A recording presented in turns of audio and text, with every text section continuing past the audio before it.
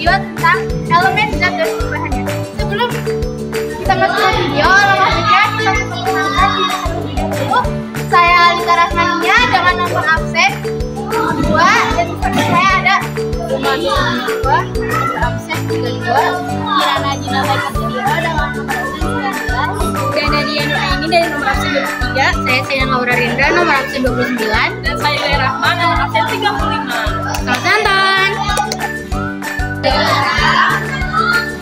Ada sirup, ada gula, ada gelas, ada susu, ada air makan, ada kopi, ada goreng, ada sendok, ada lilin. Langkah pertama, masukkan 1 sendok secara terus-menerus hingga gula dan air bercampur dengan rata. Dan kita bisa lihat gula setelah dilarutkan oleh air dengan sempurna. Jadi, dapat disimpulkan bahwa larutan gula termasuk ke dalam campuran homogen.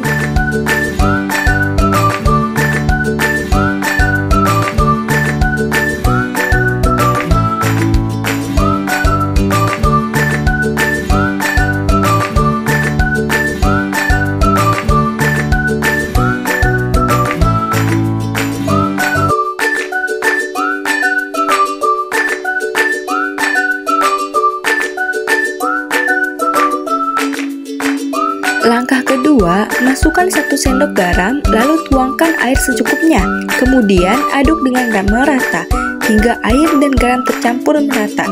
Garam telah dilarutkan dengan air, jadi dapat disimpulkan garam dan air bisa dinyatakan campuran homogen. Dan juga larutan garam termasuk ke dalam senyawa.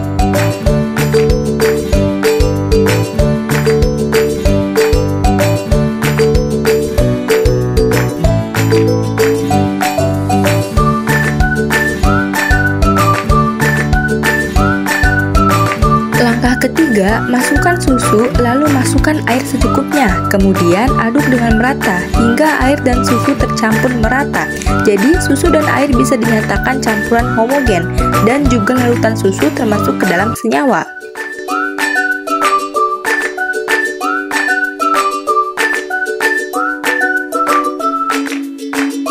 Langkah keempat, tuang 1 bungkus kopi ke dalam gelas, lalu tuangkan air secukupnya. Lalu, kita aduk secara terus-menerus hingga merata. Jadi, dapat disimpulkan kopi dan air termasuk campuran heterogen.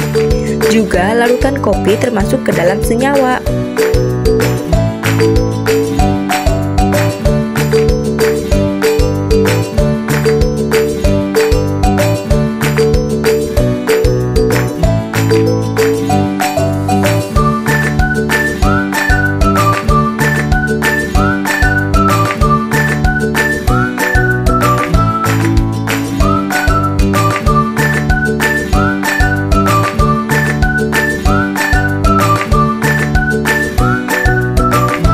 Langkah kelima, tuangkan air kelapa ke dalam gelas yang tidak berisi air. Pengamatan air kelapa ini tidak ditambahkan oleh bahan lain, jadi dapat disimpulkan bahwa air kelapa termasuk campuran homogen.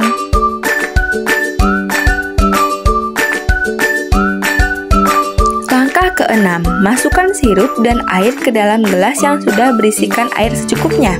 Dan kita bisa dilihat hasil tersebut dinyatakan campuran homogen.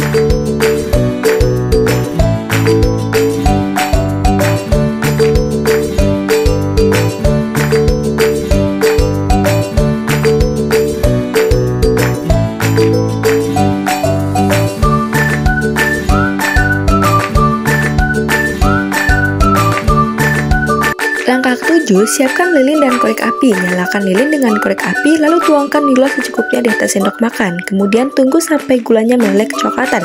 Jika gula sudah meleleh, dia akan berwarna kecoklatan seperti karamel. Hal ini dapat disimpulkan bahwa gula berubah wujud menjadi arang atau unsur C. Nah, langkah selanjutnya kita akan pembiasan cahaya. Pembiasan cahaya pada air gula, cahaya akan menembus permukaan gelas. Hal ini dapat disimpulkan air gula adalah larutan. Pembiasan cahaya pada air garam akan terjadi menembus ketika di cahaya. Hal ini sama seperti air gula, jadi dapat disimpulkan bahwa air garam adalah larutan. Pembiasan cahaya pada susu tidak akan memantul dan susu tidak memiliki partikel yang besar, jadi dapat disimpulkan bahwa susu merupakan koloid.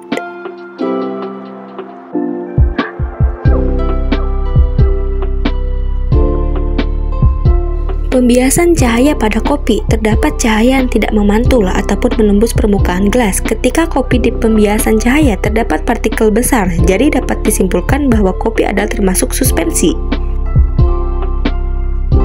Pada pembiasan air kelapa, semua partikelnya berdimensi stabil dan tidak dapat dipisahkan. Hal ini dapat disimpulkan bahwa air kelapa merupakan jenis larutan.